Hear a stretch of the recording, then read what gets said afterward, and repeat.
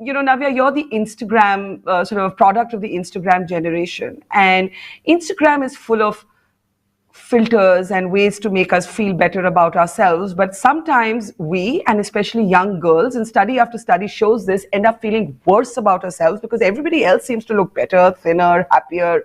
And it goes right to the debate around objectification of women, whose gaze is defining us. Even when we say it's our choice, how do we ignore the cues of mass culture, the pressure on us to be a certain body size, to have a certain color of skin, to dress a certain way?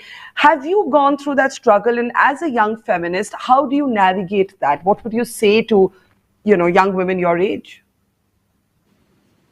I mean, she would actually be able to answer this better for me. But yeah, I think I did go through a brief period when I was in school where I wanted to, fit in, and the way that I would dress or the way that I would, pose for pictures wasn't me. And I suppose I was doing it because that's what I was seeing and that's what was supposed to be cool and that's what the other girls were doing. And I wanted to be a part of that. And I think I did even go through a lot of, self-esteem issues and not feeling confident about myself. And something that gives me a lot of confidence now today is my work and the platform that I have. So recently, I mean, ever since I started working, I've tried to use that in a manner that's true to myself. So even my Instagram, what I use it for is not, I would say, typically what it's used for, because I don't overshare a lot of my life or a lot of myself.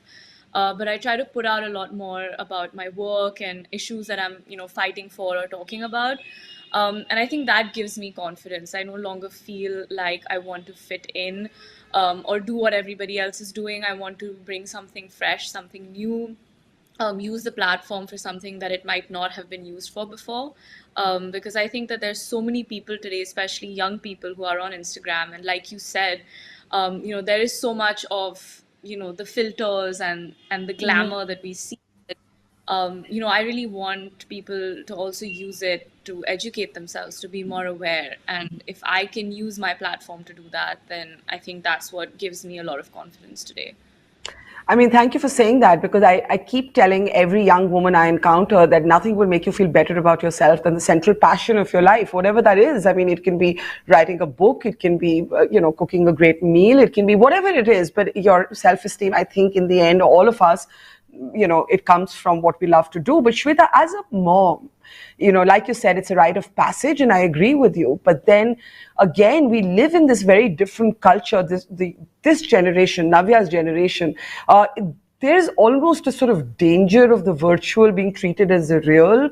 People almost forget what they actually look like when the filters are off, when you're not in good light, when you don't have the right makeup on. How do you give your children a sense of confidence that it's okay, whatever it is, whatever the size of your body, as long as you're healthy, whatever you look like? I mean, that's such an important conversation for young girls everywhere. I agree with you, and it's more and more pressing today. There's so many young girls with such self-esteem issues, and they suffer crippling anxiety. And I think a simple answer of a parent is to say, life isn't perfect, young girls like Navya, who have a lot of eyeballs on them, they are not perfect. Navya will have a skin rash, and then she'll say, Mom, what do I do about her? Life is not perfect. There are things that bother her. Nobody is perfect. And it's that. Let's start celebrating those things. These are the things that make you you. And it's important to have something that anchors you, that makes you feel good about yourself. So if it's and it shouldn't just be about the physical.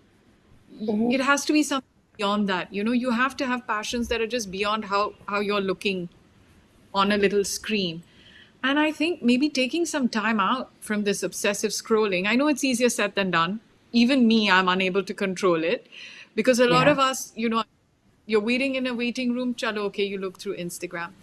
But I think also a lot has to be pushed out, that this is not everybody's real life. Everyone's tweaking and everyone's filtering. And I think a lot of kids know that today.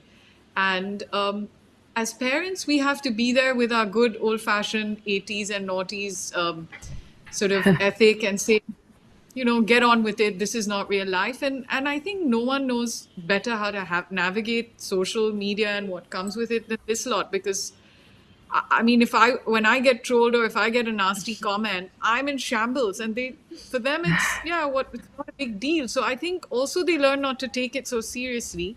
So they should apply the same logic to body confidence and looks. I mean, Yeah. nobody looks as great as they look on Instagram. Nobody.